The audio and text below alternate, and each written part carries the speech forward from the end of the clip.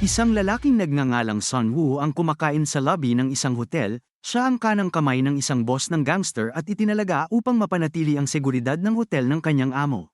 Maya-maya pa ay may lumapit sa kanya na waiter, sinabi nito sa kanya na may problema na kailangan niyang harapin sa VIP club ng hotel. Si Sun Woo ay nagmamadaling pumunta sa silid, at doon ay nakatagpo siya ng ilang mga tulisan na hindi umaalis sa hotel sa kabila ng katotohanan na lampas na sila sa oras.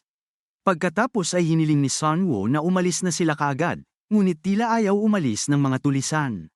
Sa huli, si Sun Woo ay tinulungan ni Min-gi na kanyang assistant at ito ay nauwi sa puwersahan upang mapaalis ang mga ito.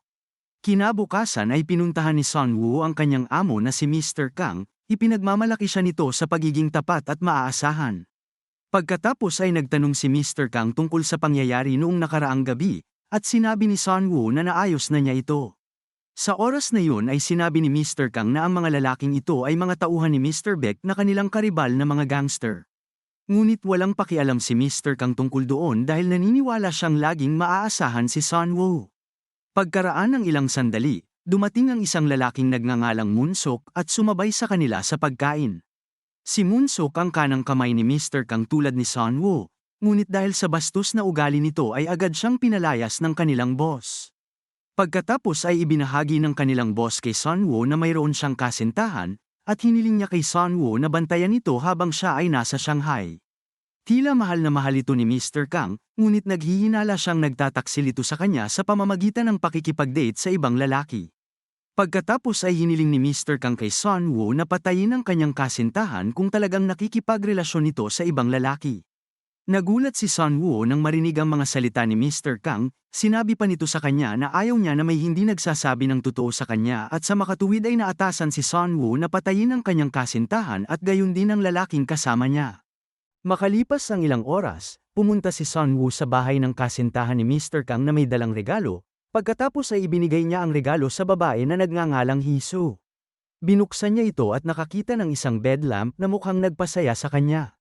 Sa oras na iyon ay may tumawag kay Hee-soo, at pagkatapos matanggap ang tawag ay naghanda si Hee-soo na umalis sa kanyang bahay. Sinabi ni Sun Woo na inutusan siya ni Mr. Kang na ipagmaneho siya, ngunit tumanggi siya na sinasabing kaya niyang mag-isa at pinaalis na si Sun Woo. Ngunit bago umalis ay ibinigay ni Sun Woo ang kanyang calling card at hiniling sa kanya na tawagan siya kung kailangan niya ng anumang tulong. Sa labas ay palihim na sinusundan ni Sun Woo si Hee-soo saan man siya magpunta. Binabantayan niya ang lahat ng ginagawa ni Hee-soo mula sa malayo ayon sa utos ni Mr. Kang. Pagkatapos ng isang araw na pagbabantay kay Hee-soo, bumalik si Sun Woo sa hotel ni Mr. Kang at nakipag-usap kay Moonsok. Sinabi ni Moonsok na ang leader ng gang na binugbog ni Sun Woo noong nakaraan ay patuloy na nakikipag-ugnayan sa kanya at pinipilit niya si Sun Woo na puntahan ito. Sa oras na iyon ay tumatawag ulit ang gang leader kay Moonsok, pero ayaw sagutin ni Moonsok dahil ang hinahanap ng gang leader ay si Sun Woo. Pagkatapos ay sinagot ni Sun Woo ang tawag at sinabing hindi niya siya pupuntahan. Kung gusto siyang makilala ng pinuno ng gang ay dapat siya mismo ang lumapit sa kanya. Tinapos ni Sun Woo ang tawag nang hindi binibigyan ng pagkakataon ang leader ng gang na makapagsalita. Sa ibang lugar ay makikita natin ang gang leader na si Mr. Beck na binubugbog ang isa sa kanyang mga tauhan dahil pinagtawanan siya ng lalaki, na parang kinukutsa siya dahil binabaan siya ng cellphone ni Sun Woo at hindi siya pinuntahan. Kinabukasan ay nagulat si Sun Woo sa tunog ng telepono, tawag yun mula kay Hee-soo na hinihiling sa kanya na puntahan siya sa lalong madaling panahon. Pagkatapos ay nagkita sina Sun Woo at Hee-soo at sabay silang kumain habang nagkukwentuhan, doon ay tinanong ni Hee-soo kung ano ang trabaho ni Sun Woo at sumagot siya na nagtatrabaho siya sa hotel ni Mr. Kang. Pagkatapos ay sinabi ni Hee-soo na ayon sa impormasyon na nakuha niya mula kay Mr. Kang, siya ay isang nakakatakot na tao. Sa pahayag na yun ni Hee-soo ay sinabi ni Sun Woo na hindi siya nakakatakot gaya ng iniisip niya. Pagkatapos ay dinala ni Sun Woo si Hee-soo sa kanyang klase sa musika. Doon ay inanyayahan ni Hee-soo si Sun Woo na pumasok sa kanyang klase kung gusto niya siyang panoorin na magsanay ng cello na tinanggap naman niya. Sa ilang sandali, nasiyahan si Sun Woo sa musika na pinapatugtog ni Hee-soo at ng kanyang mga kasamahan. Ilang sandali pa, tinawagan ni Min-gi si Sun Woo at hiniling na bumalik sa hotel dahil may naghihintay sa kanya. Pagdating sa hotel, ang naghihintay kay Sun Woo ay walang iba kundi si Mr. Beck na hinihiling na humingi siya ng tawad sa kanya. Gayunpaman, si Sun Woo na inosente ay tumangging humingi ng tawad, At pagkatapos ay nagmamadali siyang umalis upang sunduin si Jisoo. Ngunit tila nakipag-ugnayan na si Jisoo sa kanyang kasintahan upang ihatid siya pauwi. Kaya naman palihim na sinundan ni Sunwoo si Jisoo at ang kanyang kasintahan hanggang sa harap ng kanyang pintuan.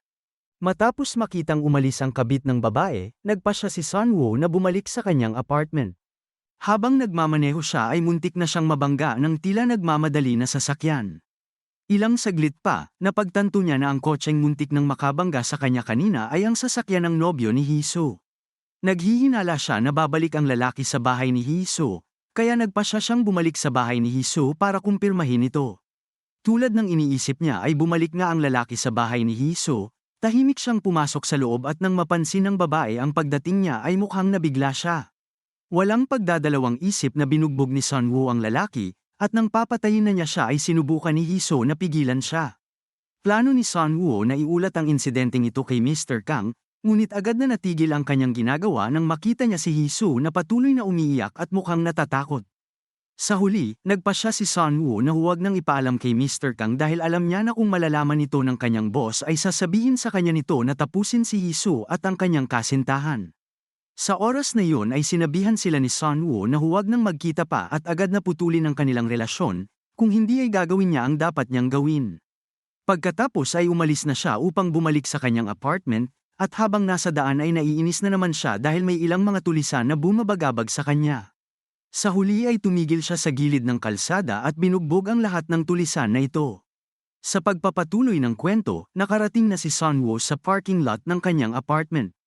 Doon ay isang lalaking nagngangalang Oh Musang ang lumapit sa kanya at humiling na humingi siya ng tawad kay Mr. Baek, kung muli siyang tatanggi ay may mangyayari sa kanyang hindi maganda.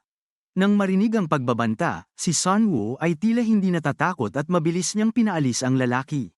Kinabukasan ay bumalik si Mr. Kang mula sa kanyang paglalakbay sa Shanghai at dumiretso sa bahay ni Jisoo. Pagdating sa bahay nito ay nagtanong si Mr. Kang kung ano ang nangyayari dahil hindi mapalagay ang babae. Pagkatapos ay sinagot ni Jisoo na ayos lang siya at gusto na niyang wakasan ang relasyon nila ni Mr. Kang. Lumipat ang eksena kay Sunwoo na nag-iisip at nilalaro ang mga switch ng ilaw sa kanyang apartment, paulit-ulit niyang binubuksan at pinapatay ang mga ito. Sa kalagitnaan nito, nagulat siya nang may grupo ng mga lalaki na pumasok sa kanyang apartment at sinimulan siyang bugbugin. Lumalabas na mga tao pala ito ni Mr. Baek. Si Sunwoo ay dinala sa hideout ni Mr. Baek, doon ay nakaranas siya ng matinding pagpapahirap. Gusto talaga ni Mr. Baek na patayin si Sunwoo ngunit sa kabutihang palad, si Mr. Kang ay hiniling sa kanya na palayain si Sunwoo. Pagkatapos ay itinapon si Sunwoo sa gilid ng kalsada, at ilang sandali pa ay dumating si Moonsuk at ilang mga tauhan ni Mr. Kang. Tinawagan ni Mr. Kang si Moonsuk at hiniling sa kanya na ibigay kay Sunwoo ang kanyang cellphone. Tinanong ni Mr. Kang kung bakit hindi nagulat si Sunwoo tungkol kay Jisoo at sa kanyang kasintahan. Alam na pala nito ang lahat, kaya naman sumagot si Sunwoo na binugbog niya ang lalaking iyon at nangako rin ito na hindi na siya makikipagkita kay Jisoo. Naisip ni Sunwoo na ang kanyang ginawa ay ang pinakamahusay na paraan upang malutas ang problema. Tinanong siyang muli ni Mr. Kang kung ang dahilan ba kung bakit hindi siya nagsumbong sa kanya ay dahil may nararamdaman na siya para kay Jisoo at natatakot siyang mamatay ang babae. Natahimik lang si Sunwoo matapos marinig ang sinabi ni Mr. Kang, at sa huli ay inutusan ni Mr. Kang si Moonsuk na pahirapan si Sunwoo na masaya namang ginawa ni Moonsuk. Matapos siyang pahirapan ni Moonsuk ay dinala niya siya sa isang bodega at sinabihan si Sunwoo na makipag-ugnayan kay Mr. Kang. Iniisip ni Moonsuk kung gusto ba ng kanyang boss na mamatay si Sunwoo o hindi. Nagpanggap siya na tinatawagan si Mr. Kang, pagkatapos ay nilabanan at tinalo niya si Moonsuk at ang lahat ng kanyang tauhan. Sa huli ay nakatakas siya, at ang balita ng pagtakas niya ay lalong nagpagalit kay Mr. Kang at gusto na rin siyang patayin nito. Kinaumagahan ay pinuntahan ni Sunwoo ang isa sa kanyang pinakamatapat na kasama na si Mingi. Sinabihan niya si Mingi na umalis na sa gang ni Mr. Kang dahil papatayin niya silang lahat. Pagkalipas ng ilang araw, pumunta si Sunwoo sa isang grupo ng mga nagbebenta ng baril upang bumili nito. Sa kasamaang palad ay sinabi nila sa kanya na ang pagbili ng baril mula sa kanila ay hindi simple, kailangan niya munang magkaroon ng isang personal na garantor tulad ng isang leader ng gang o ilang iba pang mahalagang tao. Pagkatapos ay sinabi ni Sunwoo na siya ang kanang kamay ng isang pangunahing leader ng gang, at pumunta siya doon dahil sa utos nito. Sa kalaunan ay dinala si Sun Woo sa kanilang boss, nagtanong ang boss ng mga nagbebenta ng armas kung ano ang pangalan ng gang ni Sun Woo kaya sumagot siya na bahagi siya ng mafia boss na nagngangalang Han. Ibinigay niya ang kanyang business card para pagkatiwalaan siya ng boss, ngunit nang kukunin na niya ang baril na binili niya ay biglang hiniling sa kanya ng boss na maghintay dahil tatawagan muna niya ang leader ng gang niya para kumpirmahin kung isa nga siya sa kanyang tao. Nang kumonekta na ang tawag, nabigla ang boss dahil hindi siya tauhan ni Boss Han. Nang mapansin na nalaman na nito na nagpapanggap siya, sa isang kisap mata ay pinatay ni Sun Woo ang boss at ang kanyang mga tauhan. Ilang sandali matapos niyang patayin ang boss at ang kanyang mga tauhan, isang lalaking nagngangalang Taegu na nakababatang kapatid ng boss ang dumating at nabigla nang makitang patay na ang kanyang kapatid. Pagkatapos ay nakita ni Taegu ang business card ni Sun Woo na nagkataon na naiwan doon, at mula rito ay nalaman niyang si Sun Woo ang pumatay sa kanyang kapatid. Pagkatapos ay binisita ni Sun Woo ang isa sa mga tauhan ni Mr. Beck na si Oh Sang. Tinutukan niya ito ng baril at hiniling sa kanya na sabihin kung nasaan ang kanyang boss. Pagkatapos makuha ang impormasyon tungkol sa kinaroroonan ng kanyang boss, nagtungo siya sa isang ice rink upang kausapin si Mr. Beck. Sinabi niya dito na papatayin niya muna siya bago niya tapusin si Mr. Kang.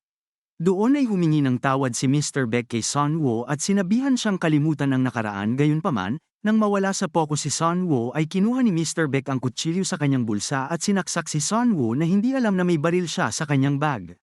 Sa oras na yun ay inilabas ni Sun Woo ang baril at pinatay siya, matapos itong patayin ay nagtungo siya kay Mr. Kang sa kabila ng kanyang mga sugat sa tiyan. Bago siya makarating doon ay tinawagan niya si Mr. Kang at sinabing maling tao ang kanyang binabangga. Dahil natatakot sa mga banta ni Sun Woo, inutusan ni Mr. Kang ang lahat ng kanyang mga tauhan na maging handa, kabilang na ang kanyang kanang kamay na si Moon Sok. Hindi nagtagal ay nasa harap na ng hotel ni Mr. Kang si Sun Woo, at sa pagpasok niya sa hotel ay isa-isa niyang pinatay ang mga tauhan ni Mr. Kang nang walang kahirap-hirap. Pagkatapos ay nagkaharap sila ni Moon Sok, ang huli ay naglabas ng kutsilyo para makipaglaban sa kanya ngunit si Sun Woo na armado ng baril ay tinapos siya nang walang anumang paliwanag. Pagkatapos ay desperado niyang pinuntahan si Mr. Kang na binabantayan ng ilan sa kanyang mga tauhan, sinubukan ng isa sa mga tauhan nito na salakayin siya ngunit mabilis niya siyang binaril at namatay. Sa oras na yun ay nagtanong si Sun Woo kung bakit ginawa ni Mr. Kang ang lahat ng ito sa kanya gayong palagi siyang tapat sa kanya at siya ang nag-ayos ng lahat ng kanyang mga problema. Patuloy na ipinahayag ni Sun Woo ang kanyang pagkabigo kay Mr. Kang dahil sa pag-iwan sa kanya na parang aso dahil lamang sa isang maliit na bagay. Pagkatapos ay ibinalik ni Mr. Kang ang tanong kung gusto ni Sun Woo si Hee-soo, at sumagot siya na kahit na gusto niya si Hee-soo ay hindi niya naisip na agawin siya kay Mr. Kang. Sinabi rin niya na siya ang pinakatapat na naglingkod sa kanya, ngunit hindi na ngayon. Sa huli ay namatay si Mr. Kang sa mga kamay ni Sun Woo at kasabay nito, ang ilan sa mga tauhan ni Mr. Beck ay dumating at binaril si Sun Woo. Bumagsak siya kaya inisip ng mga lalaking iyon na patay na siya, ngunit nagkakamali sila. Tumayo siyang muli pagkatapos ay binaril ang lahat. Sa labanan ay nasugatan din si Sun Woo dahil sa matinding tama ng mga bala. Ilang saglit pa ay lumitaw si Taegu, ang nakababatang kapatid ng boss ng nagbebenta ng armas. Pinatay din niya ang natitirang mga tauhan, at pagkatapos nito ay hinarap niya si Sun Woo na ganap ng hindi makagalaw. Sa kanyang huling hininga ay naisip ni Sun Woo si Hee-soo habang tinutugtog ang kanyang cello. Naalala niya na noon lang siyang ngumiti at nakaramdam ng kaligayahan. Sa huli ay binaril ni Taegu si Sun Woo at pinatay. Salamat sa panunood.